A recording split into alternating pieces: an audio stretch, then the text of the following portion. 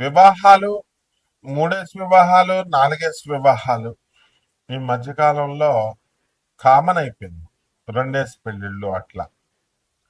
అసలు ఇవన్నీ ఎందువల్ల జరుగుతున్నాయి?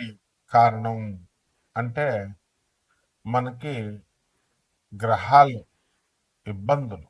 ఇవన్నీ ఎందుకు వస్తున్నాయంటే కొన్ని గ్రహాల కాంబినేషన్స్ వల్ల, కొన్ని దోషాల వల్ల. ఇప్పుడు కొన్ని దోషాలు, అట్లనే మంగళ దోషాలు అని మనం తమిళనాడులో చెప్పుకుంటూ ఉంటాం.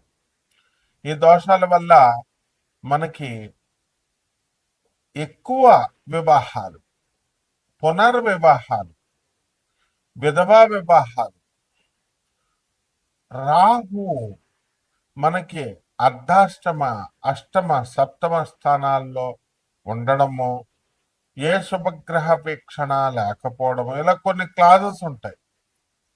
ఈ క్లాజెస్ వల్ల ఏమవుతుందంటే ఇతరుల మాటలు నమ్మి అమ్మాయిలు మోసపోవడం, లేదా అబ్బాయిలైనా మోసపోవచ్చు.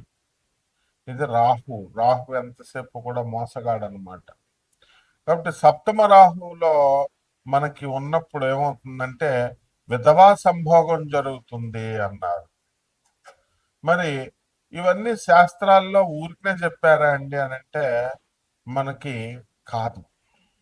శాస్త్రాల్లో చెప్పినటువంటివి ఎప్పుడు కూడా ఆధారాలు ఉంటాయన్నమాట. ఒక ప్రాక్టికల్ గా ఒక పర్సన్ ఉన్నాడు. అతను నెల్లూరుకు చెందినటువంటి వాడు. ఏమండి, సప్తమ రాహు ఉన్నాడురా, నీకు విధవా సంభోగం జరుగుతుంది అని అంటే అతను మామూలుగా అనుకున్నాడు. ఏమీ లేదండి గురువు గారు అనండి, 20 సంవత్సరాల క్రితం మాట. ఆయ్, శాస్త్రం అబద్ధం చెప్పదంటే 2 రోజులు పోయిన తర్వాత అప్పుడు కరెక్టే గురుగారు, మా ఇంటికి ఒక పని మనిషి వచ్చేది, నేను పైన ఒక ఆ, దీంట్లో ఉంటున్నాను, ఆ, పైన గెస్ట్ రూమ్ లాగా అక్కడ వచ్చేదన్నమాట. అవుట్ హౌస్ లో ఉంటున్నాను అని ఏదో చెప్పుకొచ్చాడు. పెంట్ హౌస్ లో ఉంటున్నాను అని చెప్పుకొచ్చాడు. సో మరి శాస్త్రం తప్పు చెప్పలేదు కదా. అలాగే పాపం ఏదో వివాహం చేస్తారు. వివాహానికి చేసిన తర్వాత అత్యంత ఆడంబరంగా, అత్యంత ఆ ఖర్చుతో కూడుకుని పెళ్లి చేస్తారు. పెళ్లి చేసిన తర్వాత ఆ వివాహాలు నిలబడాలి కదా. వాడు మోసగాడైతే ఇగో, అందరూ ఈ మధ్యకాలంలో ఏంటంటే వివాహాలు ఎందుకు చెడిపోయినాయి అంటే ఇగో వాళ్ళే చెడిపోయినాయి అంటున్నారు. ఇగో వాళ్ళు ఎప్పుడు చెడిపోవండి, మోసపూరిత లక్షణాల వల్ల చేరిపోతాయి. హిపోక్రటిజం మెయిన్ గా. హిపోక్రైట్స్ అయితేనే మనసులో ఒకటి పైకి ఒకటి ఉన్నటువంటి వాళ్ళ వల్ల చెడిపోతాయి. ఈ పాపం ఈ అమ్మాయి అబ్బాయి ప్రేమించుకునేటప్పుడు ఓపెన్ గా ఉన్నారా లేదా చూడాలా. సైలెంట్ గా నల్లులుగా ఉంటారు, చాలా మంది వేసేస్తారు దెబ్బ. సైలెంట్ కిల్లర్స్ అన్నమాట. ఎప్పుడు బడబడ బడబడ మాట్లాడే వాళ్ళు ఉంటారు. వాళ్ళు పాపం వాళ్ళు దెబ్బ వేయరు, వాళ్ళు ప్రేమలు సక్సెస్ అవుతాయి. కాబట్టి ఈ యొక్క మంగళ దోషాలు, ఈ యొక్క రాహు దోషాలు, మళ్ళీ కొత్తగా కాలసర్ప దోషాలు వచ్చినాయి.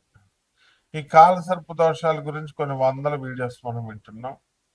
రాహుకేతువుల మధ్యన మొత్తము ఈ గ్రహాలన్నీ, శుభగ్రహాలన్నీ పడిపోవడంతో కాలసర్ప దోషం ఏర్పడుతుంది.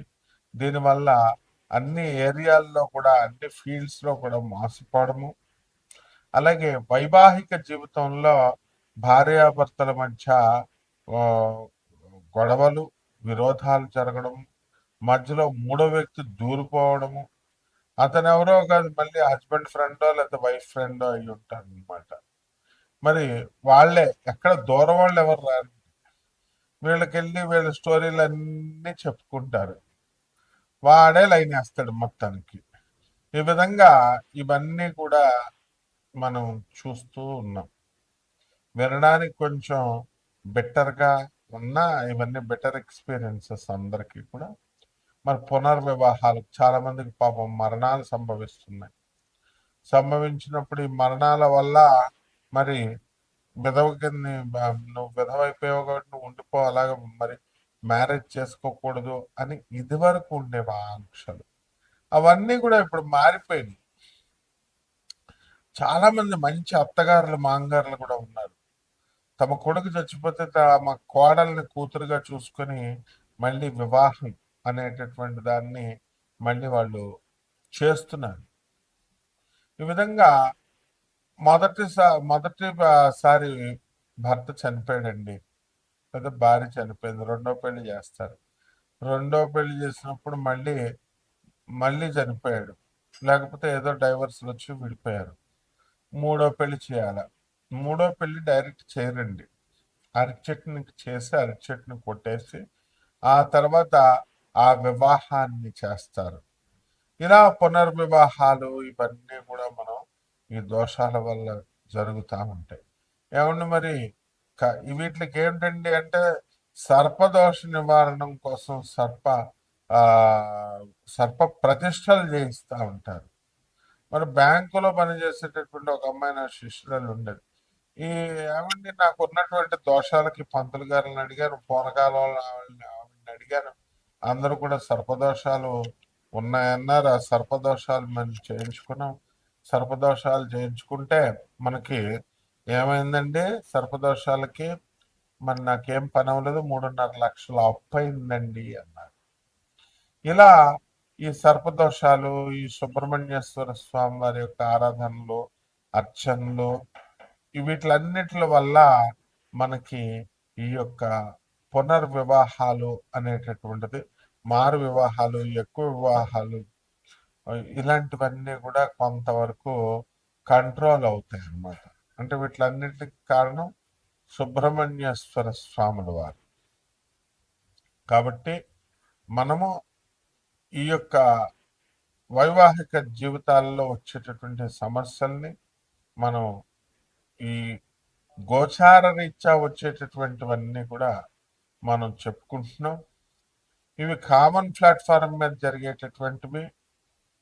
మరి ఇవి అలా కాకుండా వ్యక్తిగత జాతకాలను అనుసరించి మనము మీ పర్సనల్ డేట్ ఆఫ్ బర్త్ని, ప్లేస్ ఆఫ్ బర్త్ని, టైమ్ ఆఫ్ బర్త్ని మనకి ఇచ్చినప్పుడు మనం ఆ వ్యక్తిగత జాతకాలను మనం పరిశీలించి మనము ఇవన్నీ కూడా నాన్ కమర్షియల్ బేసిస్తో మనము జాతకాలు చెప్పడం అనేటటువంటిది జరుగుతుంది. కాబట్టి మనందరము ఏం చేయాలండి అని అంటే, మనము ఈ ఎవరికైతే ఈ యొక్క సందేహాలు ఉన్నాయో వ్యక్తిగత ధనుస్సు రాశి, ఈ ధనుస్సు రాశి వారికి అందరికీ కూడా అర్ధాష్టమ శనిగ్రహ ప్రభావం జరుగుతుంది. కాబట్టి ఈ యొక్క శని యొక్క ప్రభావం వలన ఏమవుతుందండి అంటే మనకి అన్ని పనులు ఆలస్యంగా అవడం, తర్వాత నిదానంగా అవడం, ఇలాంటివన్నీ కూడా జరుగుతాయి అన్నమాట. ఈ ధనుసు రాశి వారందరికీ కూడా ప్రేమ వివాహాలలో నిష్ణాతులు వీళ్ళు. ఎలూప్మెంట్స్, లవ్ మ్యారేజెస్ ఇలాంటివి జరగడానికి ఈ యొక్క ధనుసు రాశి వారికి ఈ నవంబర్ నెలలో మీకు చక్కటి అవకాశాలు ఉన్నాయి. మరి ప్రేమించి పెళ్లి చేసుకునేటటువంటి వాళ్ళంతా కూడా మీ తల్లిదండ్రులకి చెప్పుకొని ఆ తర్వాత ఎలూప్మెంట్లు అవ్వండి తప్ప ముందుగా అవ్వద్దు. ఇకపోతే ఆదాయాల దగ్గరికి వచ్చేసరికి ధనుసు రాశి వారికి ఆదాయాలు చాలా ఎక్కువగా పెరుగుతాయి. ఇక ధనుసు రాశి వారికి ఎలా ఉందండి అని అంటే, మనకి అష్టమ గురుగ్రహ ప్రభావము అనేటటువంటిది ఉండదు. దీనివల్ల పనులు ఆలస్యమే కాకుండా స్థాన చలనాన్ని కూడా సూచిస్తున్నాయి మిథున రాశి వారు. స్థానంలో మార్పులు అనేటటువంటివి సూచిస్తున్నాయి. అదేవిధంగా ఈ యొక్క ధనుసు రాశి వారికి అందరికీ కూడా ఇల్లు కడుతున్నా, లేకపోతే వ్యాపారాలు చేస్తున్నా, ఇవన్నీ కూడా వాళ్ళకి బ్రహ్మాండంగా అప్పులు రావడము అనేటటువంటిది ఇది గొప్ప అదృష్టం.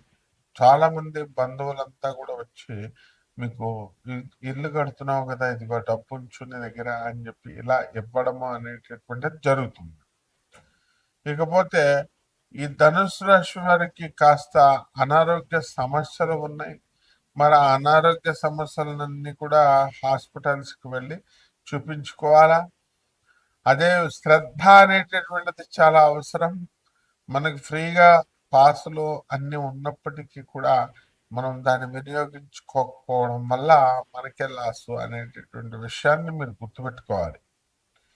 అదేవిధంగా ఈ యొక్క ధనుసు రాశి వాళ్ళ కోల్డ్ స్టోరేజ్ బిజినెస్లు, ఆ తర్వాత ఈ యొక్క రకరకాల ఈ వ్యాపారం ఒకటి ఉండదు. ధనుసు రాశి వారికి శనివారం నాడు మనకి ఈ యొక్క కొన్ని శాంతులు చేసుకోవాల్సినటువంటి అవసరం ఉంది. ఈ యొక్క ధనుసు రాశి వారికి మనము ఏం చేయాలండి? అర్ధాష్టమ శని కాబట్టి శని జపం చేసుకోవాలి, శని స్తోత్రాలు చదువుకోవాలి. శనికి కిలోంపావు నల్ల నువ్వుల్ని, నల్లని వస్త్రాన్ని పేద బ్రాహ్మణుడికి శనివారం నాడు ఉదయం 8 గంటలకి దానం చేసుకోవాలా. దశ మహావిద్యల్లో ఒకటైనటువంటి మహాకాళి అమ్మవారి యొక్క హోమాన్ని మీ ఇళ్లలో జరిపించుకోవాలా. అలాగే ఆంజనేయ స్వామి వారు మరి ఈ యొక్క ఆరాధన కూడా చాలా అవసరం మీకు. కాబట్టి ఈ యొక్క రాశి వారు అందరికీ కూడా ఆంజనేయ స్వామి ఆరాధన చేసుకోవడము, ఆంజనేయ స్వామి పూజ చేసుకోవడము, వీటి ద్వారా మనము ఈ ఎఫెక్ట్స్ అన్నింటిని కూడా దాటి మనం వచ్చేయచ్చు.